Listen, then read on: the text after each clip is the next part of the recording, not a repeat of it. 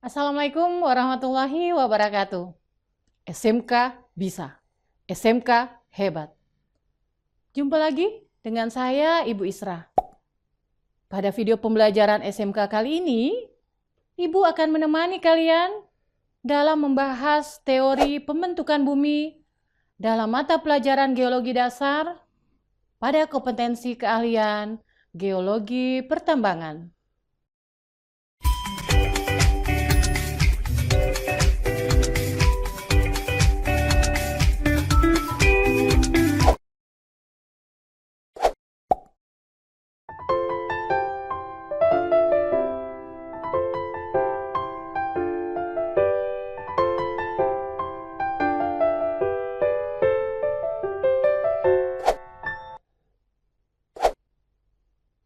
Anak-anak, pernahkah kalian membayangkan bagaimana keadaan bumi pada 30 tahun mendatang?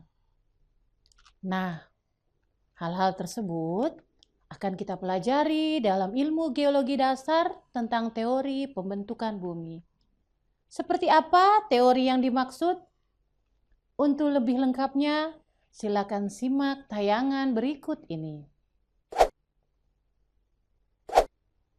Anak-anak, teori pembentukan bumi yang pertama adalah teori nebula, yang pertama kali dikemukakan oleh Emanuel Swedenborg pada tahun 1734 dan disempurnakan oleh Immanuel Kant pada tahun 1775.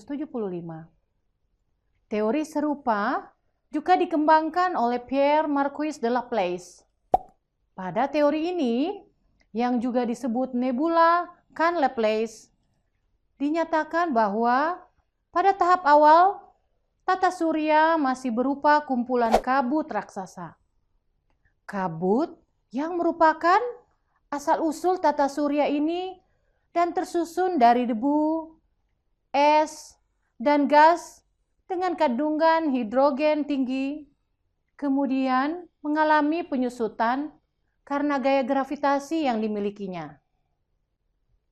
Selama proses penyusutan, kabut tersebut berputar, sehingga akhirnya memanas dan berubah menjadi bintang raksasa. Nah, bintang raksasa itu adalah matahari.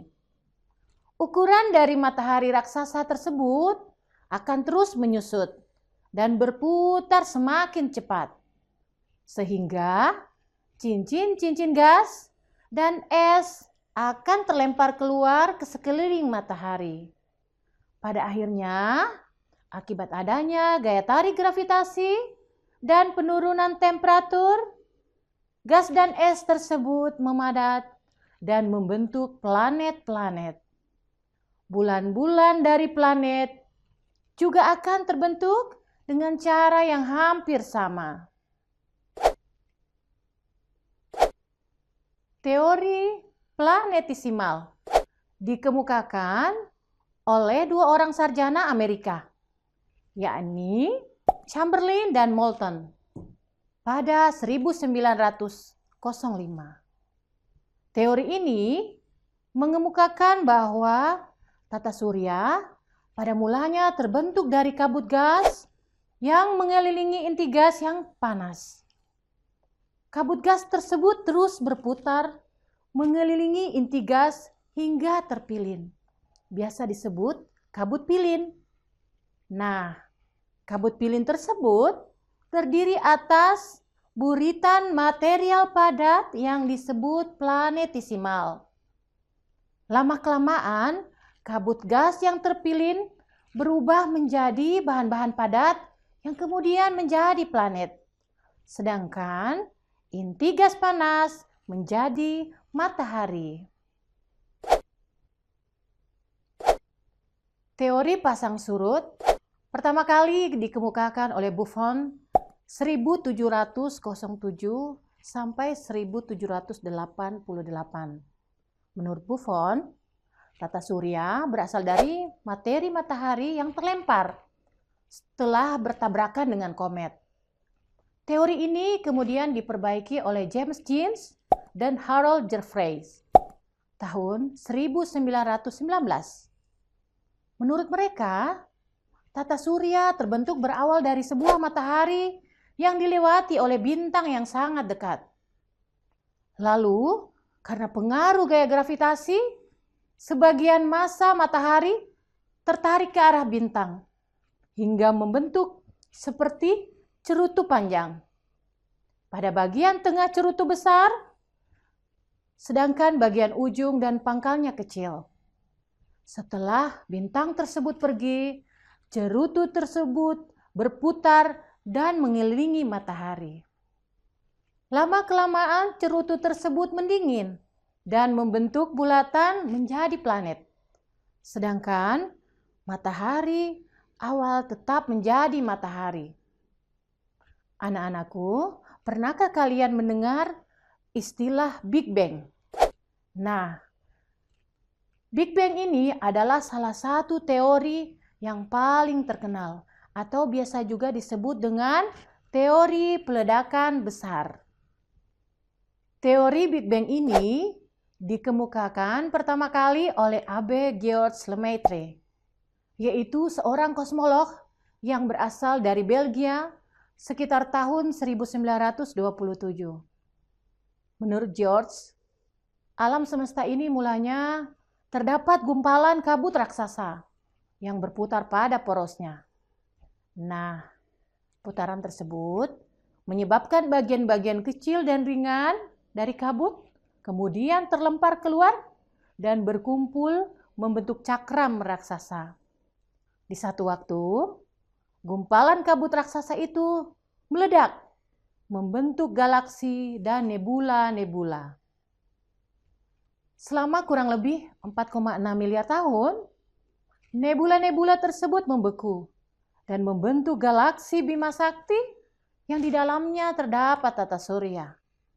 Bagian ringan yang terlempar keluar di awal mengalami kondensasi hingga membentuk gumpalan yang mendingin dan kemudian memadat menjadi planet-planet termasuk bumi. Teori pembentukan bumi yang terakhir dikenal dengan sebutan teori bintang kembar. Teori ini dicetuskan oleh ahli astronomi Raymond Arthur Littleton pada tahun 1930. Menurutnya, galaksi merupakan kombinasi dari bintang kembar. Salah satu bintang tersebut meledak dan menyebabkan banyak material yang terlempar. Sebaran pecahan ledakan bintang lainnya akan mengelilingi bintang tersebut. Nah, bintang yang tidak meledak kemudian dikenal dengan matahari, sementara pecahan-pecahannya adalah planet yang mengelilinginya. Pada awal pembentukan, seluruh bagian planet bumi relatif dingin. Namun, lama-kelamaan suhunya akan meningkat menjadi seperti saat ini. Sejumlah ahli memberikan penjelasan dengan mengajukan 3 faktor penyebab naiknya suhu di bumi, yaitu karena adanya akresi, kompresi, dan disintegrasi atau penguraian unsur-unsur radioaktif. Akresi adalah penambahan panas karena bumi dihujani oleh benda-benda angkasa. Energi dari benda-benda angkasa tersebut berubah menjadi panas. Kompresi adalah proses pemadatan bumi karena gaya gravitasi. Bagian dalam bumi akan menerima tekanan yang lebih besar dibanding bagian luarnya. Tingginya suhu pada bagian inti bumi mengakibatkan unsur besi mencair. Sedangkan disintegrasi adalah proses penguraian unsur-unsur radioaktif seperti uranium, thorium, dan potasium, di mana pada saat proses penguraian diiringi dengan proses pelepasan panas.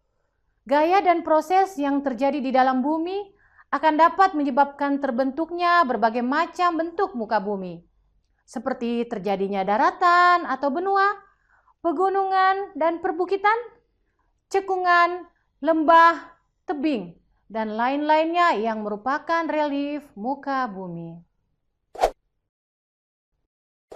Demikian pembahasan kita kali ini. Semoga dapat bermanfaat ya. Tetap semangat belajar dan sampai jumpa di episode pembelajaran geologi dasar berikutnya.